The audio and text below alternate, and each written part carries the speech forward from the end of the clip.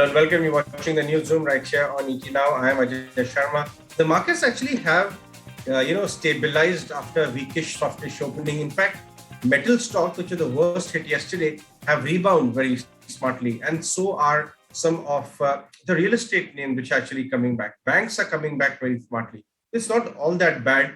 We are not falling off the cliff. IndusInd Bank, Bajaj Finserv, all these stocks are doing well. Tata Steel is up.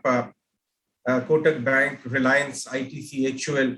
That's from the large cap basket. But if you look at the mid cap names, you would see stocks like Prestige, Godrej, all of them are up good 4-5% each. JSW Steel as well. So it's not all that bad as far as the Indian market goes.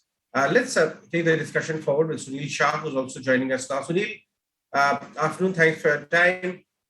What do you make of the valuation in the market right now? Do you think trigger, which is coming from Chinese market this time around, irrespective of the trigger, the market is only becoming healthier if this correction actually plays out a little more? Thanks, Ajay. Thanks for the invite on the show. Ajay, clearly, if we see the things which are working out, it is probably significantly liquidity driven in the last year and a half or so. And there is some reason which is required at this point in time. So what I would like to just highlight is some data points that pre-COVID, the run rate of global GDP growth rate, meaning the way in which world was growing, was roughly about $4-5 trillion every year. That was the run rate at which world GDP was growing. And in the last 17 months, the kind of stimulus, which is whether it's monetary or fiscal, it's about $31 trillion. So on one side, world was growing at $4-5 trillion. In the last 17 months, $31 trillion have been provided, which is effectively almost about 5-6 years of growth, which has been pumped in the world right now. So on back of that, we are seeing, equities doing what they are doing, or scaling new highs every now and then. And worldwide, it's the same phenomenon. Now, in the near term, I think Evergrande is going to play a big role. We'll all be watching how they are going to repay their debt. But the one impact which is there is clearly in case of global commodities. And China, as we know, it's consuming almost about 40 to 70% of global commodities, whether it is ferrous or non-ferrous, etc. And out of that 40 to 70% consumption, almost 5 to 20% is going in real estate in China alone. So whether it is steel or whether it is any other commodities of aluminum, etc., or maybe zinc, lead, all of that, that's about 5 to 20% is going in Chinese real estate. So if there is going to be a blow up in case of Evergrande, then we have to see how those commodities will play out. And that is something which market is worried about. That is something where people would be cushioning themselves or moving out at top rally which is coming today. But effectively how those bond holders will be repaid or how actually the company evolves in China is something which world will be closely watching out. So certain school of thought is that it's like a Lehman Brothers. I would not classify them in that category because it's a sector specific, it's a company specific, it's a region specific event. And Chinese government is also trying to monitor it closely. Right, so before all the bond repayments, the interest repayment technically might not be in place as well because the Chinese government might step in. Sure. Really, it's a big thing which is happening there. So I think market needed some reason for a correction which has come in. It's a fight going on between the bulls and the bears at this point of time. Yeah, and we've seen re-rating. I think the earnings will next be the next thing to watch out for. Right. Sunil, let's talk stocks then. I see FIIs Industry, then GRC, the Garden Reach Shipbuilders, as the two small cap stocks, stock picks, one from the automobile side and one, of course, in the shipbuilding company. Why do you like them? Yeah, Ajay, so I think it's very important to understand the events in both those companies. Now, when I'm talking about FIIs Industries, it's a play on the entire Ola electric vehicle opportunity which is coming up. So, as I stated, markets have really gone up in the last year and a half. So, if there is an event which has happened recently, that is where, it would be built in the price right now. So, the Ola electric vehicle success story has just happened very recently. And FIIM is the sole supplier of lighting for Ola electric vehicles. That's a two-wheeler. So if Ola two-wheelers do well, FIIM is a direct beneficiary of the success story of Ola. So I think that's one company which is in the small cap category which investors should look upon. And it is something which can give you good returns over a long period of time. So it's a new story which has evolved, and that's where I think investors can make money because most of the opportunity is not built in the price. On the Garden Reach, the company has a top line of 1400 crores and an order book of 25,000 crores. So it's a huge differential, 1400 crores of revenue and 25,000 crores of order book. And that order book is actually in frigate opportunity, and frigates have a bell curve. So revenues will start galloping for Garden Reach. So the 1400 crores run rate of revenue, which is on an annual basis in FY19, in the next 2 years, that same number of 1400 crores will be almost on a quarterly basis.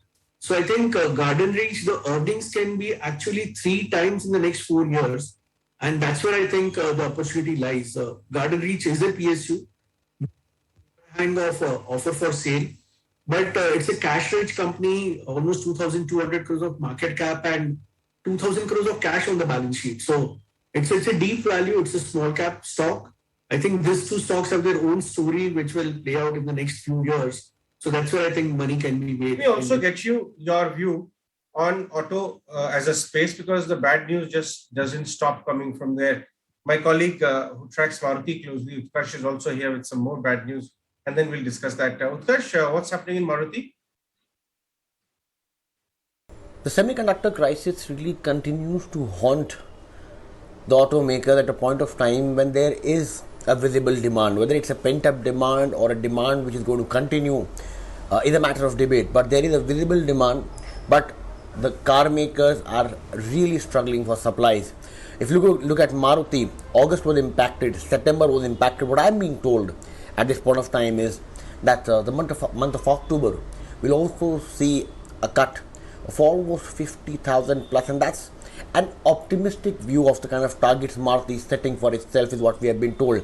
We have been told that Maruti is looking to produce around 1.2 to 1.35 lakhs in a, as I said, optimistic view for that. It can go down to around 1.10 as well.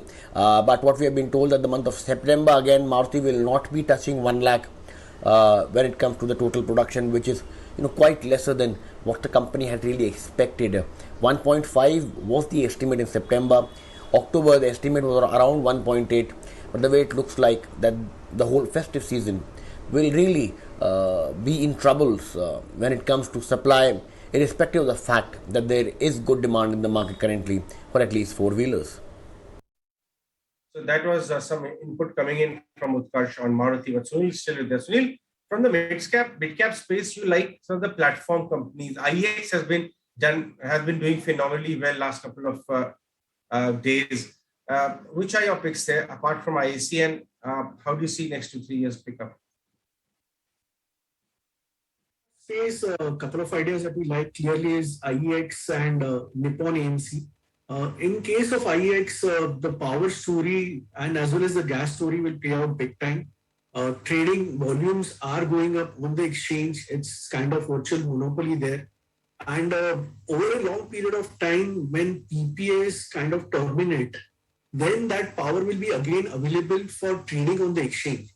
So it's going to be a structural long-term story for IEX in terms of power trading, which is going to be there on a live market as well.